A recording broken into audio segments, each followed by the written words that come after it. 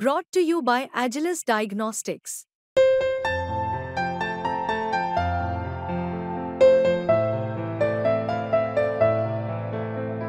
Agilus Diagnostics. माझ्या आयुष्यात मी कधी असं विचार सुद्धा केला नव्हता की ह्या प्रकारचं काहीतरी चळवळ लोक निर्माण करू शकतात. लोकांनी असे ग्रामीण भागातून येऊन हे बॉन्ड माझ्याकडे आणून दिलेत आणि हे शरद पवार साहेबांपाशी पोहोचती करायचं काम माझ्यावर आणि माझ्या पत्नीवर सोपवलेलं आहे. हे आम्ही लवकरात लवकर पवार साहेबांपर्यंत पोहोचू. विकास म्हणजे आता 20 वर्षामध्ये काय विकास झाला तुम्ही बघा. 20 वर्षाच्या अगोदरचा जो विकास आहे तोच दिसतो. माजलगावमध्ये रस्ते जे झाले त्या रस्त्याला 4-4 वेळेस त्यांना रिपेअर करावं लागले. माजलगाववरून तेलगावच्या रस्त्यावर माणसांचे आतापर्यंत किती लोकांचे मुडदे पडलेत, 1-1 फुटाच्या भेगा पडल्या त्या रस्त्याला. ह्याला जर विकास म्हणायचा असेल, बाहेरच्या लोकांच्या कुबड्या घेण्याची माजलगाव तालुक्यातल्या जनतेला किंवा माजलगाव विधानसभाच्या जनतेला, मतदारांना काहीही आवश्यकता नाही. माजलगाव सक्षम आहे, इथले नेते सक्षम आहेत. कदाचित त्यांना त्यांचा पराभव दिसत असेल डोळ्यांनी, मग तो समजून त्यांनी माघार घेतली असावी. विधानसभा निवडणुकांचा बिगुल कोणत्याही क्षणी वाजू शकतोय. बीड जिल्ह्यामध्ये एकूण 6 विधानसभा मतदारसंघ येतात, त्यापैकी माजलगाव विधानसभा मतदारसंघ. याच मतदारसंघातील माजी आमदार गोविंदराव डक आणि अशोकराव डक यांचे बंधू माझ्यासोबत आहेत. काय सांगाल, एकंदरीत विधानसभेच्या निवडणुकांचा बिगुल कोणत्याही क्षणी लागू शकतोय. तुम्ही विधानसभेची तयारी करताय. एकंदरीत पाहायला गेलं तर राज्यामध्ये पहिल्यांदाच असं होतंय की कार्यकर्ते स्वतः शरद पवार साहेबांना बॉन्ड करून देत आहेत की एकनिष्ठतेला किंमत द्या किंवा एकनिष्ठतेला तुम्ही उमेदवारी द्या. असं एकंदरीत बॉन्ड जे आहे ते सध्याला शरद पवार साहेबांकडे पाठवण्याचं काम जे आहे ते माजलगाव मतदारसंघातून होतोय. आणि एकंदरीत पाहायला गेलं तर ह्या कार्यकर्त्यांचे जे सह्यांचा बंच देखील या ठिकाणी आपण पाहू शकतोय. माजलगाव विधानसभा मतदारसंघामध्ये प्रकाशराव सोळंके यांनी 2019ची निवडणूक ही राष्ट्रवादीकडून लढवली. मात्र त्यानंतर उभ्या राज्यांनी पाहिलं की राष्ट्रवादीमध्ये उभी फूट पडली आणि त्याच्यानंतर अजित पवारांकडे प्रकाश सोळंके गेले आणि इथल्या स्थानिकमध्ये जे आहे शरद पवारांकडे अशोकराव डक असतील किंवा नारायणराव डक असतील हे आहेत. आणि विधानसभेच्या अनुषंगाने पाहायला गेलं तर उमेदवारांची चाचपणी होते. इथे पाहायला गेलं तर आपण पाहू शकतो की या ठिकाणी माझ्यासोबत आहेत. काय सांगाल, एकंदरीत कशा पद्धतीने तुमची तयारी आहे आणि पहिली प्रतिक्रिया काय आहे? तयारीच्या बाबतीत जर बोलायचं झालं तर एकंदरीत महाराष्ट्राचं चित्र असं आहे की सामान्य माणूस जो आहे, सामान्य शेतकरी जो आहे, हे सर्व आज पवार साहेबांच्या विचाराशी सहमत आहेत. पवार साहेबांच्या सोबत राहण्याची त्यांची मानसिकता आहे. या मानसिकतेतून लोकांनी गेल्या 48 वर्षापासून माझ्याकडे बघितलेलं आहे की हा कार्यकर्ता आहे असाच आहे. सत्ता असो नसो, कुठल्याही परिस्थितीमध्ये मी पवार साहेबाबरोबर राहिलेलो आहे. माझ्या राजकारणाचं पाऊल मी पवार साहेबांच्या सोबत टाकलं ते आज तगायत मी पवार साहेबांच्या सोबत आहे. पवार साहेबांच्या शिवाय मी काम करू शकतो ही मी कल्पनाच करू शकत नाही आणि हे सगळ्या लोकांना माहीत आहे. त्याच्यामुळे त्यांच्या भावना त्यांनी पवार साहेबांपर्यंत पोहोचवायच्या त्यांनी एक बॉन्ड तयार केला आणि ह्या भावना त्यांनी माझ्याकडे आणून दिल्या आणि आमच्या भावना पवार साहेबांच्या पर्यंत पोहोचती करा या निमित्तानं हे सगळे बॉन्डचं काम चालू आहे. गेल्या 14 महिन्यापासून जुलै 2023 मध्ये पक्ष फुटला, वेगळं झालं, मोठे माणसं झालेले पवार साहेबांच्या सोबत सगळे पवार साहेबाला सोडून गेले. अशा काळात मी आणि माझी पत्नी, माजी जिल्हा परिषद सदस्य ज्योती नारायणराव डक आम्ही जाऊन पवार साहेबाला भेटलो. त्या दिवशी पवार साहेबांचे जे शब्द आहेत त्यांनी मन खूप हेलावून गेलं. त्यांनी सांगितलं आपला पक्ष जाणार आहे, आपलं चिन्ह जाणार आहे. म्हणलं साहेब काय करायचं आता? तर म्हणले काही करायचं नाही, घराच्या बाहेर निघा. माजलगाव विधानसभा क्षेत्रामध्ये शेवटच्या गावात शेवटच्या माणसापर्यंत आपला पक्ष आणि आपलं चिन्ह पोहोचवा आणि काम करत राहा. आणि त्या दिवशीपासून आज तागायत हे काम अखंड चालू आहे आणि त्याची एक पोच किंवा त्याची एक परतफेड म्हणून लोकांनी बघितलं आणि लोकांनी ह्या प्रकारचे बॉन्ड माझ्या आयुष्यात मी कधी असं विचार सुद्धा केला नव्हता की ह्या प्रकारचं काहीतरी चळवळ लोक निर्माण करू शकतात. लोकांनी असे ग्रामीण भागातून येऊन हे बॉन्ड माझ्याकडे आणून दिलेत आणि हे शरद पवार साहेबांपाशी पोहोचती करायचं काम माझ्यावर आणि माझ्या पत्नीवर सोपवलेलं आहे. हे आम्ही लवकरात लवकर पवार साहेबांपर्यंत पोहोचू आणि जे काय पवार साहेबांचे आदेश असतील इथून पुढच्या काळात त्याचेच आम्ही फॉलोअर आहोत आणि तेच होईल. जे पवार साहेब सांगतील तेच काम चालणार आहेत. तुमचे वडील आणि माजी आमदार स्वर्गीय गोविंदराव डक यांचे बीड माजलगाव मतदारसंघामध्ये ते आमदार होते. मात्र पुन्हा एकदा तुम्ही तयारी करताय 2024च्या आमदारकीसाठी. कशी एकंदरीतली रणनीती असणार आहे? कारण प्रकाश सोळंकेंनी आता राजकीय निवृत्ती घेतलेली आहे. जयसिंह सोळंके तुमचे प्रतिस्पर्धी उमेदवार असणार आहेत. तुम्हाला उमेदवारी मिळाली तर इथं कसं एकंदरीत गणित साधणार आहेत तुम्ही? कसं आहे, राजकारणातली निवृत्ती किंवा राजकारणात राहिलो हे गोष्टी, कारण नेते राजकारणातले जे हे मुरब्बी नेते आहेत, हे काय बोलतील आणि काय करतील, कुठला पत्ता कधी ओपन करतील हे काय सांगता येत नाही. कदाचित निवृत्ती सुद्धा 1 महिन्याच्या नंतर लोकांच्या आग्रहास्तव परत त्यांनाच परत समोर येतील, म्हणजे की मला लोकांची फार हा आग्रह आहे माझा आणि मीच उभा राहायला पाहिजे वगैरे, असं पण होऊ शकतंय. तर या गोष्टीला फारसं महत्व देत नाही मी माझ्या कामाला, माझ्या नेत्याला आणि लोकांच्या भावनेला महत्व देणारा माणूस आहे आणि काम करत राहायचं एवढंच एक या निमित्तानं मी सांगू शकतो तुम्हाला. या बॉन्डमधला काय आम्ही एक मजकूर वाचलाय. ज्यावेळेस 2019ची निवडणूक झाली, आम्ही तुमच्याकडे बघून म्हणजे पवार साहेबांकडे बघून प्रकाश सोळंके यांना उमेदवारी तुम्ही दिली आणि आम्ही मतदान केलं, असा या बॉन्डमधील मजकूर आहे, कार्यकर्त्यांनी लिहिलाय. मात्र महाराष्ट्राच्या राजकारणामध्ये एकंदरीत पाहायला गेलं तर राष्ट्रवादीमध्ये उभी फूट पडल्यानंतर प्रकाश सोळंके अजित पवारांसोबत गेले. ते कोणत्या स्वार्थासाठी गेले आम्हाला माहित नाही, असा या बॉन्डमध्ये कार्यकर्त्यांनी म्हटलेलं आहे. मात्र असं असेल तरी, कारण एकंदरीत पाहायला गेलं तर माजलगावचं राजकारण म्हटलं तर मराठा आंदोलनादरम्यान झालेली जाळपोळ, हिंसाचार घटना, कोणत्या मुद्द्यावरती ही निवडणूक झाली पाहिजे? लोकसभेची निवडणूक आपण बघू शकतो कोणत्या मुद्द्यावरती झाली. येणारी निवडणूक कोणत्या मुद्द्यावर होईल?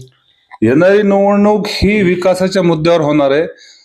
सामान्य माणसाचे, शेतकऱ्याचे प्रश्न जाणणारा नेतृत्वाच्या विश्वासावर होणार आहे. इंडिया आघाडीमध्ये हा विश्वास लोकांच्या मध्ये आहे की इंडिया आघाडीच आमचे प्रश्न समजून घेऊ शकते, आमचे प्रश्न सोडू शकते. आणि इंडिया आघाडीचं भारताचं नेतृत्व सुद्धा आज माननीय पवार साहेबांकडे फक्त याच कारणाने आहे की हा माणूस सर्वसामान्य माणसाचे, जनतेचं मन वाचू शकतो. अशा प्रकारचा बॉन्ड साहेब मी तुम्हाला आवर्जून उल्लेख करेल इथं, की आज लोकांनी जो बॉन्ड करून दिला इथं, अशाच प्रकारचा बॉन्ड मी आणि माझ्या पत्नीने माननीय पवार साहेबावर विश्वास व्यक्त करून 5 जुलै 2023 रोजी यशवंतराव चव्हाण ट्रस्ट मध्ये इथं निष्ठावान कार्यकर्त्याचा मेळावा घेतला होता पवार साहेबांनी. कदाचित कार्यकर्त्यांनी ते जे पवार साहेबांवर निष्ठा व्यक्त केली माझ्यासारख्या कार्यकर्त्यांनी, बॉन्ड मी तुम्हाला आता ते बॉन्ड दाखवू शकतो, माझ्या आणि माझ्या पत्नीने आम्ही पवार साहेबांच्याकडे सादर केलेले, त्याचीच प्रचिती म्हणून लोकांनी सुद्धा तीच फॉर्म्युला अडॉप्ट केला. आणि आमचा विश्वास पवार साहेबावर आहे, आमचा विश्वास नारायणराव सारख्या कार्यकर्त्यावर आहे. जे म्हणजे काय झालंय, लोक जे फुटून चाललेत निवडून आल्याच्या नंतर, हे लोकांना अजिबात पटलेलं नाही. आता मी तुम्हाला म्हटलं की याच्यामध्ये म्हटलेलं आहे की कोणत्या स्वार्थापोटी गेले हे आम्हाला माहित नाही, असं कार्यकर्त्यांनी लिहिले. मात्र इकडे प्रकाश सोळंके म्हणतात आम्ही विकासामुळं आणि विकास करण्यासाठी आम्ही अजित पवारांसोबत आहोत. विकास म्हणजे आता 20 वर्षामध्ये काय विकास झाला तुम्ही बघा. 20 वर्षाच्या अगोदरचा जो विकास आहे तोच दिसतो. माजलगाव मध्ये रस्ते जे झाले, त्या रस्त्याला 4-4 वेळेस त्यांना रिपेअर करावं लागले.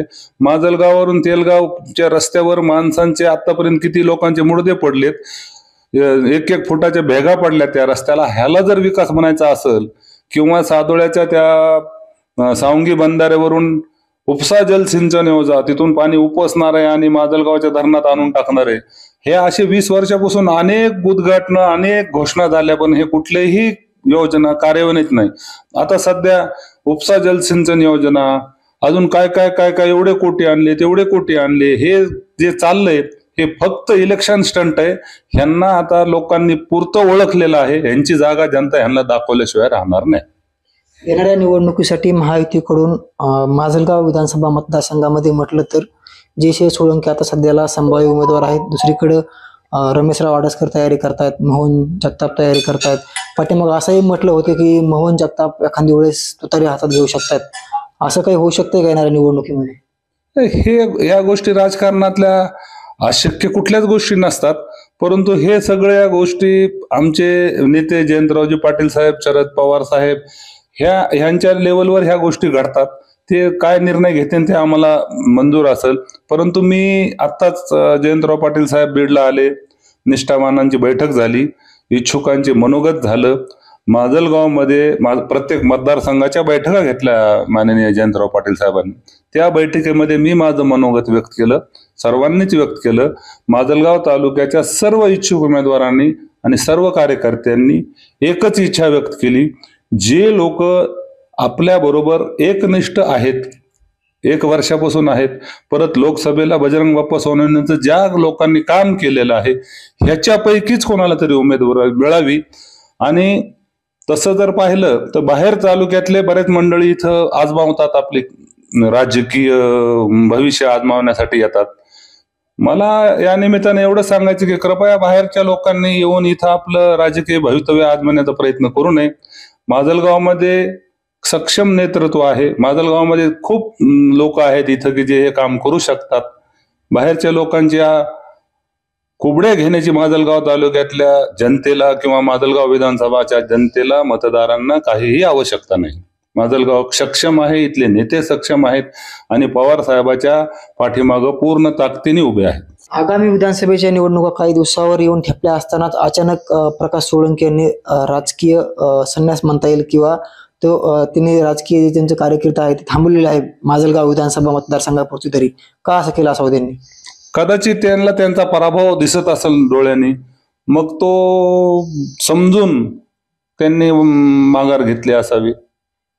तुम्हाला 2024ची विधानसभेची निवडणुकीची उमेदवारी मिळाली, तुम्ही जर निवडून आले तर तुमचं पहिलं माजलगावसाठी काय काम असणार आहे?